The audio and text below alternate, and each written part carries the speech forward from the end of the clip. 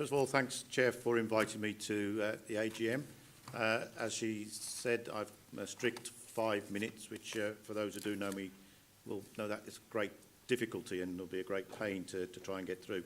When I had a look at your AGM minutes for last year, I guess I could just see what I said last year to which would cut the 5 minutes down completely. But I am going to start off in the traditional mode by thanking the branch for making my job fairly easier than it should be. And that's in particular thanks to Alan, the branch secretary, Joe, the chair, for all their hard work they put in behind the scenes on behalf of the members. It's an especially difficult job in the current climate, and I'm sure the guest speakers will probably touch on that in terms of local government and all the difficulties. But here in Shrewsbury, it's increasingly difficult with the current regime. I also would like to give a special mention to two colleagues who have since left for in different ways, really.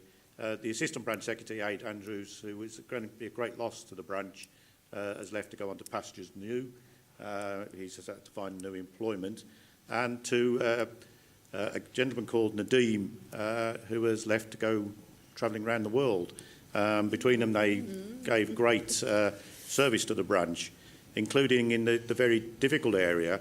And I am pleased to say this because I get some kudos back at the ranch for this, because despite all the difficulties that the branch has encountered, with obviously the administration, the voluntary redundancy exercise and all the cuts, it is pleasing to know that this branch actually was one of the highest recruiters in the region, and I think in actual fact the highest in local government. So clearly that's congratulations to the branch and congratulations to yourselves, really, because recruitment is vital to allow people like myself, Alan and Joe, to raise issues with your employers when we know we've got a good backing behind us. So again, a great thanks to that.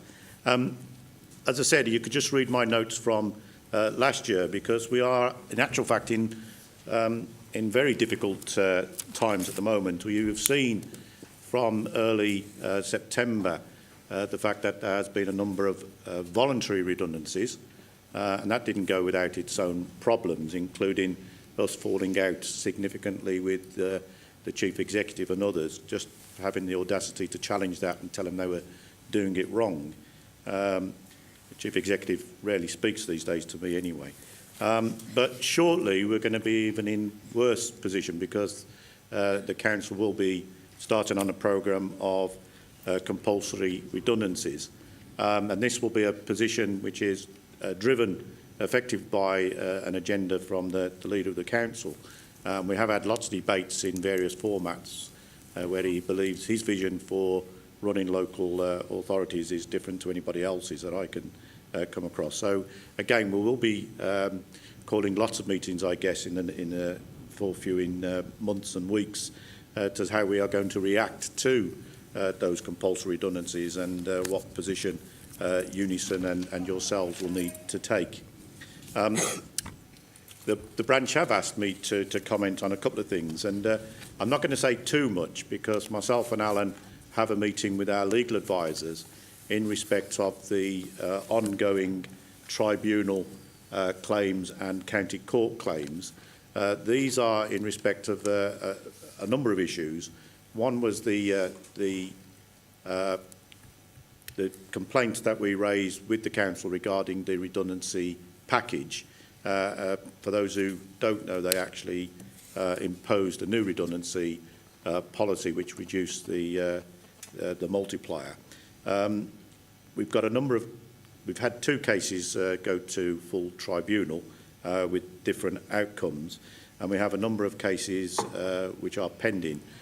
We are taking legal advice in relation to those claims, so I don't want to say too much about that, other than we are meeting with, as I say, our legal advisors on Friday, and we will be putting a statement out, I guess, after that, and arranging meetings following that advice. In relation to a number of other matters, which again we will be providing advice and meetings, no doubt. People will be aware, and Heather might be able to add a little bit more on this. You remember the disputes we had over the local government pension scheme? Well, the new scheme, in actual fact, comes into place on the 1st of April of this year, and that was as a result of, obviously, the actions that you yourself as members took and Unison did in going through those discussions. And Heather, I was involved in those discussions. But the new 2014 scheme comes into place on the 1st of April, and there are some differences, significant differences to the current scheme. For those who have been in local government for a long time, you know that the pension scheme has changed over time. So the new rules will come in, and there will be some briefings on that shortly. And the other significant area that has changed is in respect of the TUPE rules. TUPE is the Transfer of Undertakings Regulations. Why is that applicable here? It's because the council, as you're aware, set up this new company called IP&E. I've never quite understood what IP&E stands for, but I'm sure somebody will tell us. And staff will be, as we go along, be transferred into that. We've had a fairly recent meeting, because I think so far, even though it's been set up for a couple of years, there's only about 12 people actually been transferred in, but a number of other staff will start over the years. And so there are some new rules affecting that. And obviously what we've already said to your employers is obviously the key to that is that they'll need to consult with us as we go along. So those two are key things. Finally, I'd like to say, in just terms of the other areas where Unison has been heavily involved, is this current government obviously imposed, for the first time ever, charges to employment tribunals. And since they introduced those, there has been a remarkable decrease in people taking tribunal claims against their employers.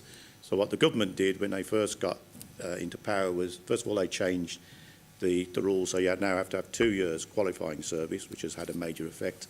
But the major effect in terms of costs, so you now have to pay a fee just simply to submit your form, and then a further fee if your claim goes forward.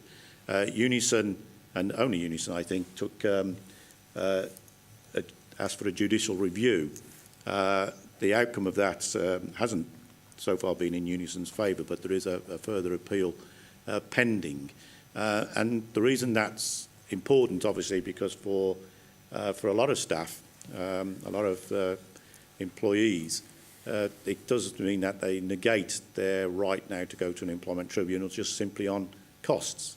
So a lot of people and a lot of employers are obviously know these fees are in place and know the qualifying service. So it's becoming increasingly difficult. So again, you do need to look at the Unison website for further information on that as we go along. And obviously Unison is still taking tribunal claims, but obviously we now have to have a much more measured approach. So those are issues that are ongoing. Is that okay? I'll just wind up then again, just to echo the Chair's opening statement. Many thanks for coming along. So they are two distinguished guest speakers who are going to do their presentation, and I understand open up for questions and answers. And Chair, I'm happy to take any questions from the floor.